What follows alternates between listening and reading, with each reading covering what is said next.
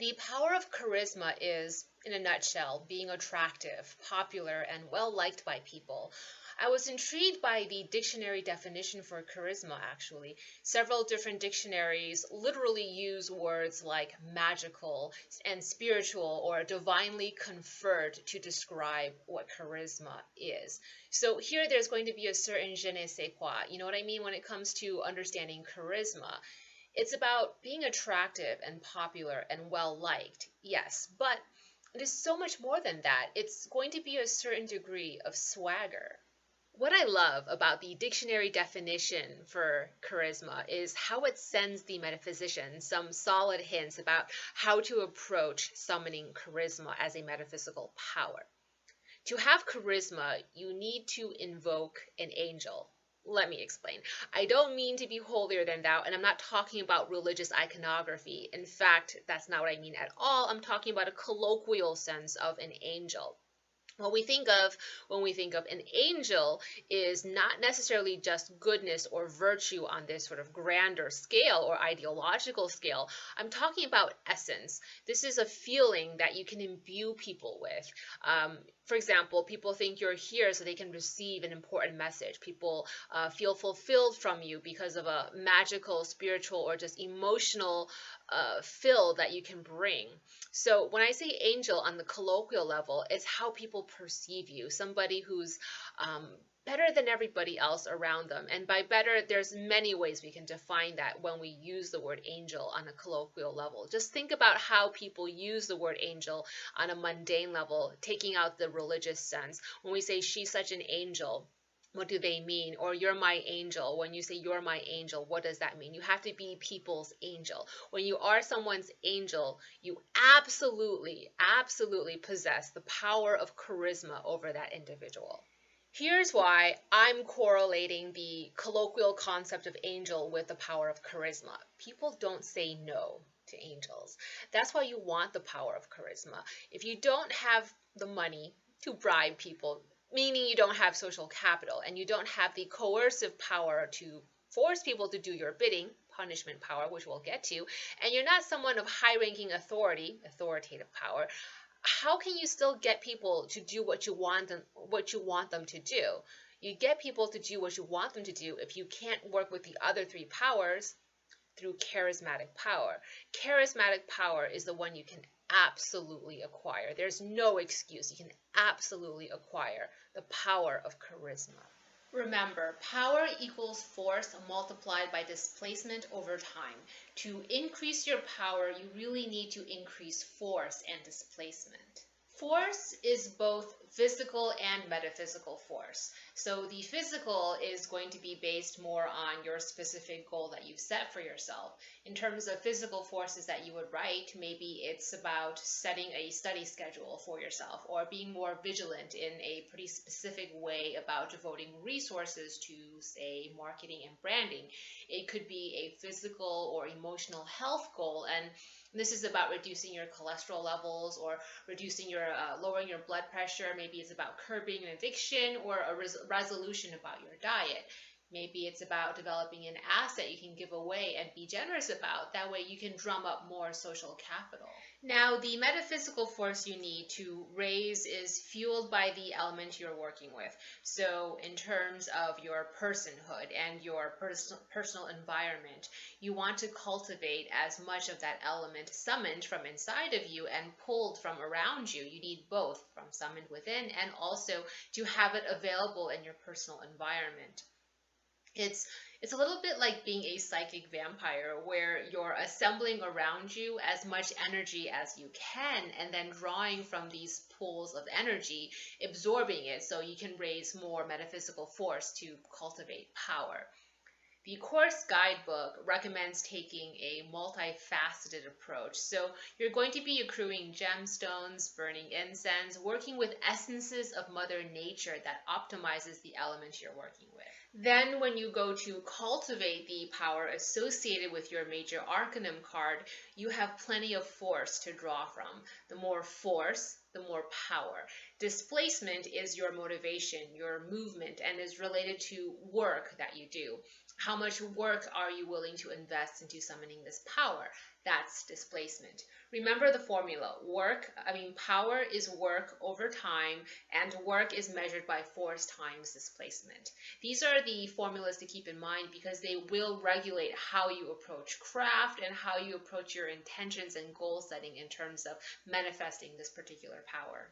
Here, okay, admittedly, I'm going to be working with a pretty superficial interpretation of the High Priestess, but, it's one that works very well for summoning the power of charisma.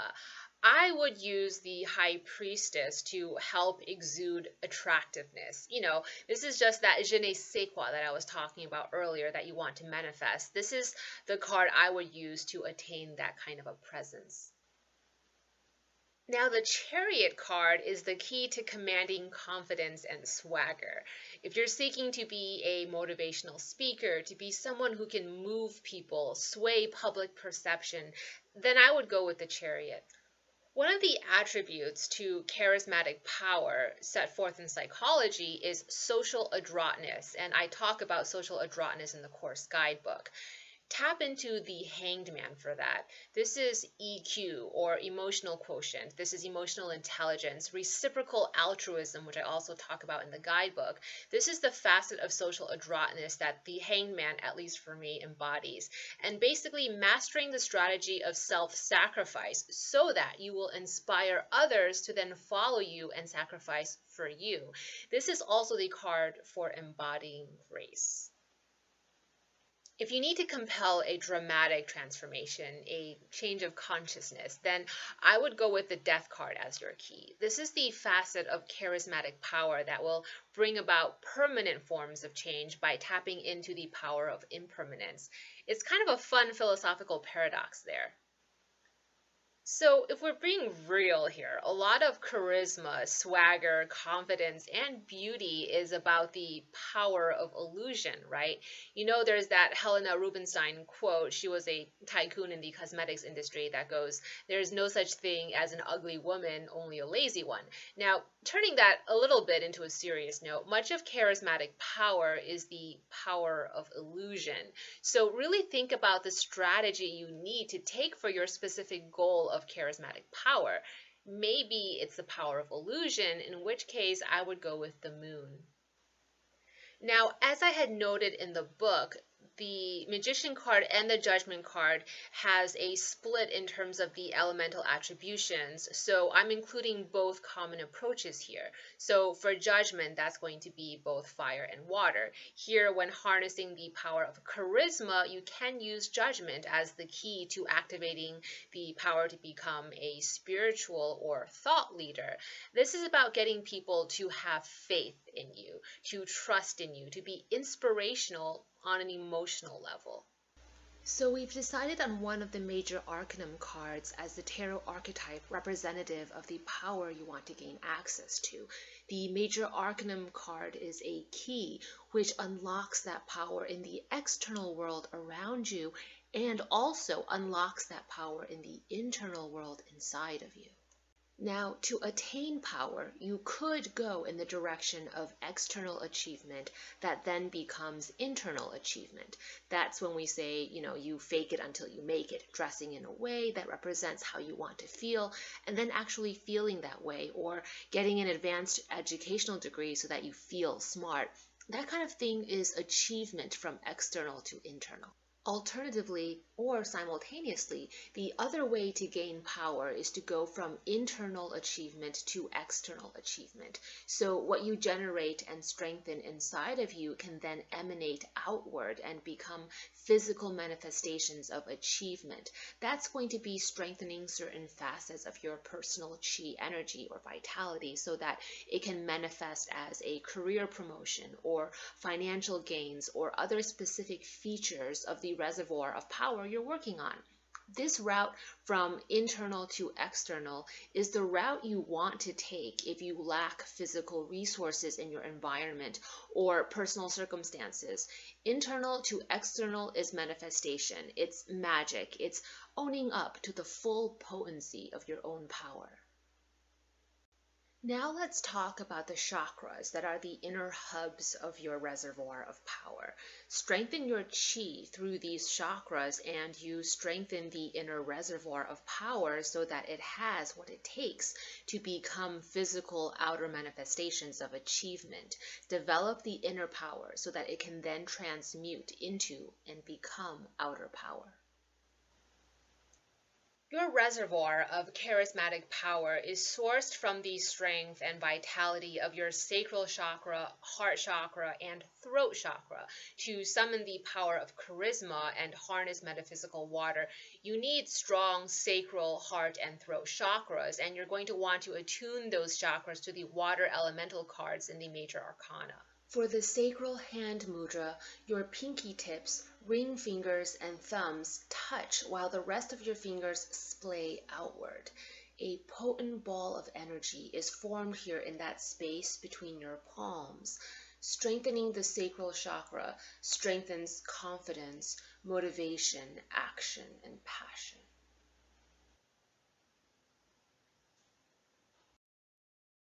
For the heart chakra hand mudra, one palm is placed over the other and both are placed over the chest area or heart. Strengthening the heart chakra strengthens emotional fulfillment and affinity. Love here isn't just romantic love or familial love. It's a greater compassion at large. It's the ability to connect with people and they with you. It's empathy.